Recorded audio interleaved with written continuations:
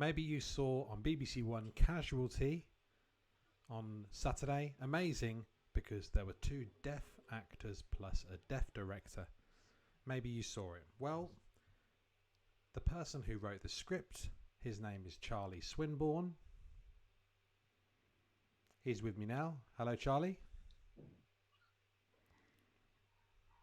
Before we ask any questions, let's watch a brief clip of the episode.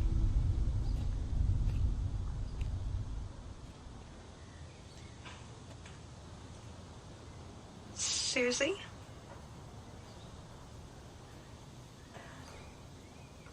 I'm Jade.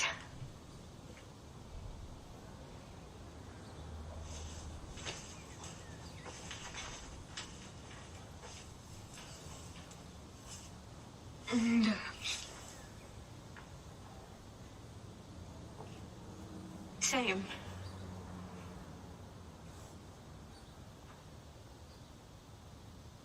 You didn't know?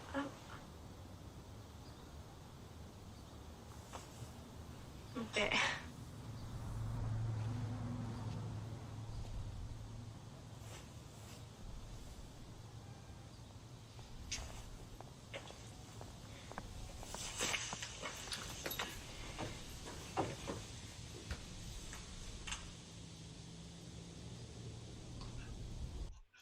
Emotional.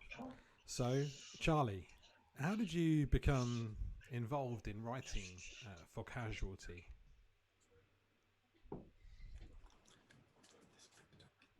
I wrote the script with a deaf writer called Sophie Woolley.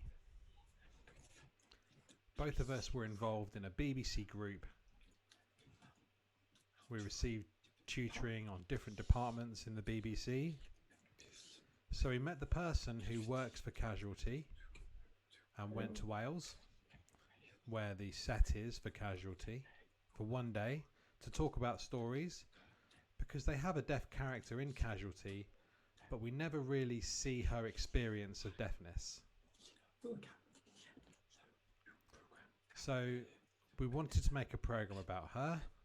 We went to Wales, talked about deafness, and at the end they commissioned us to write the script. Both of us worked hard,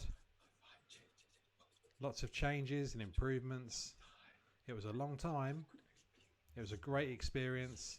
Then last Saturday the program was on TV. You saw the program. Saturday night on BBC One, seen by lots of people. Did you have much feedback? So far it's been positive. There's always 1 or 2 people who don't like it, but lots of people were very happy, felt emotional. We've had good feedback. So I feel very lucky and proud, because hopefully people will like it. I don't know.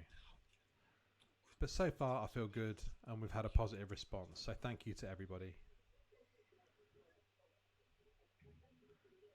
The 2 deaf characters, Sophie Stone played the mother, and the daughter, her character's name is Jade. It seemed when they met they were a little bit defensive, but when they found out they were both deaf, they really connected. Is that because they were deaf? Well, hopefully they connected. The woman called Jade, she met her mum. She really never met her mum because 20 years ago her mum gave her up. It means they both have a problem with the relationship that they need to build and become mother and daughter. Now, because they're deaf as well, they didn't realise each other were deaf. So how were they going to communicate and build that bond as mother and daughter? Okay. And that was the focus of the scene and the story. The programme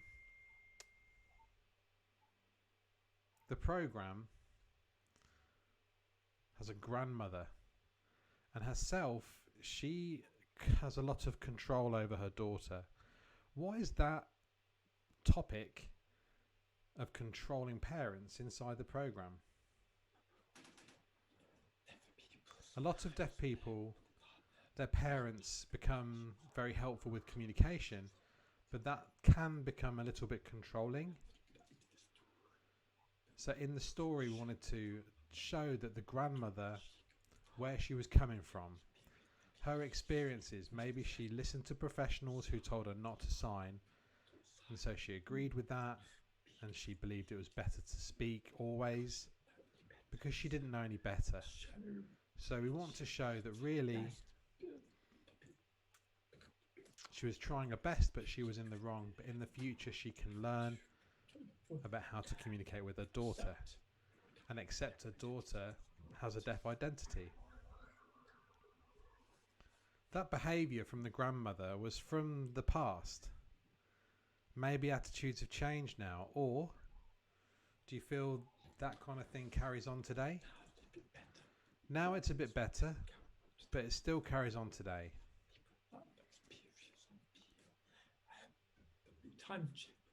Times change all the time, but a lot of deaf people need to be independent and control our own lives. So hopefully more of that in future, but some people still have a lot of influence from other people in their lives. Did you visit the hospital at BBC? Did you visit the place? What's it like? It feels just the same as a real hospital. We walked around. The equipment is exactly the same as a real hospital. The rooms, it's really nice and big.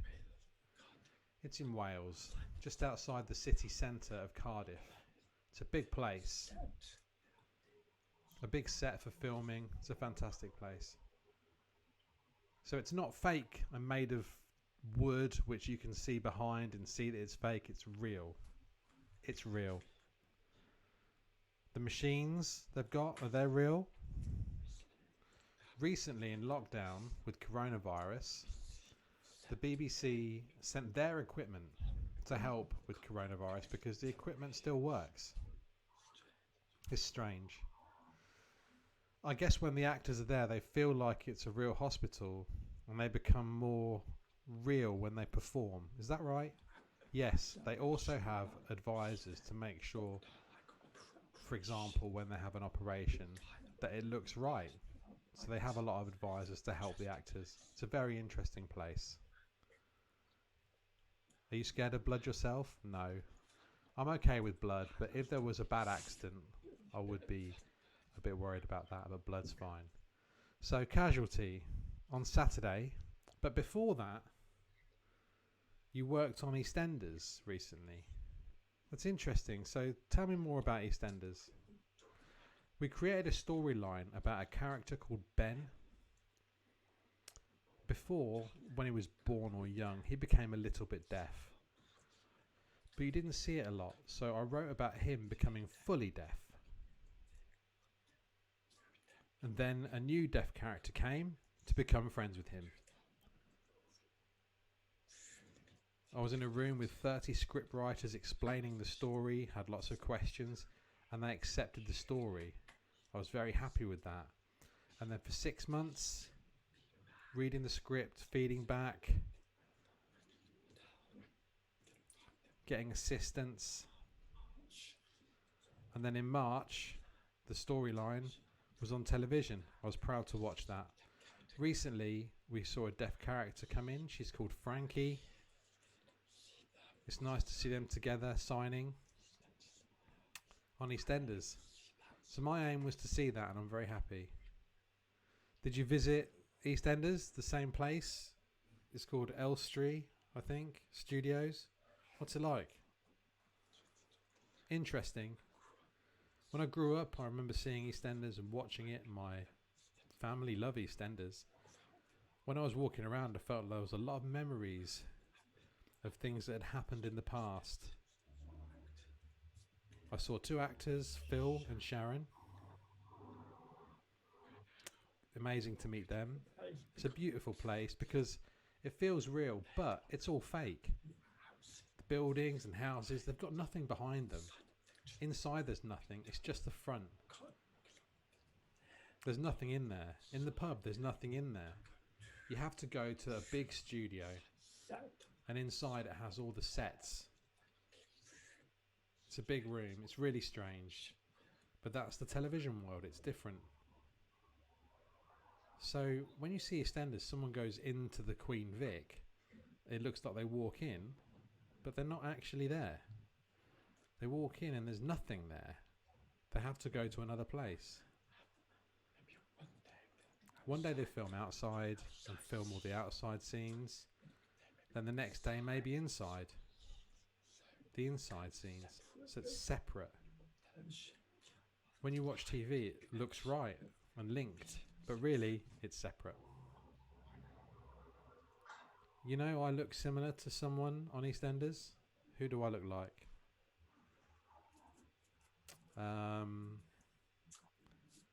Phil Mitchell. Phil Mitchell. Maybe you could be another brother to the Mitchell brothers. I'm quite hard and tough, but no alcohol. So maybe I can't because I don't drink alcohol. So maybe I can't. But it's okay. It's fine because you're an actor. And actors look like they're drinking real beer, but there's nothing inside. It's like alcohol 0%. You can do it. I'm a method actor. So I have to drink when I do it. So I can't, I'm sorry. That's a problem. Maybe next time. Interesting. Well done for your work. It's very positive for deaf awareness in the UK. What's next for you? At the moment I'm writing for Children's BBC for a drama, 45-minute long drama for BBC One, and writing for BSL Zone,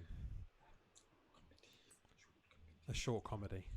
So I'm busy writing, plus the Limping Chicken blog. So yeah, very busy, working. Hopefully, after lockdown and coronavirus, things will be sorted soon and we can get back to normal, hopefully. If you need any bald hearing actors, then let me know. I'll come and help. We need that. We need you to come, definitely. Please come. Lovely to see you. Thank you for the conversation. If you watch BBC Casualty, you can see the link in the description or above or below. Are you going to let everyone know the truth that both of us have done this for the second time? Because the first time you didn't record it. Okay. This is the second time because the first time I forgot to record it. Hopefully we won't do it for a third time. I'm just kidding. Thank you for having me. I remember I visited CDA before at the annual general meeting every year. I went there once. Really nice people. So thank you for inviting me on, and I hope everyone's okay in your area. Thank you. You're welcome back anytime. Thank you. Bye.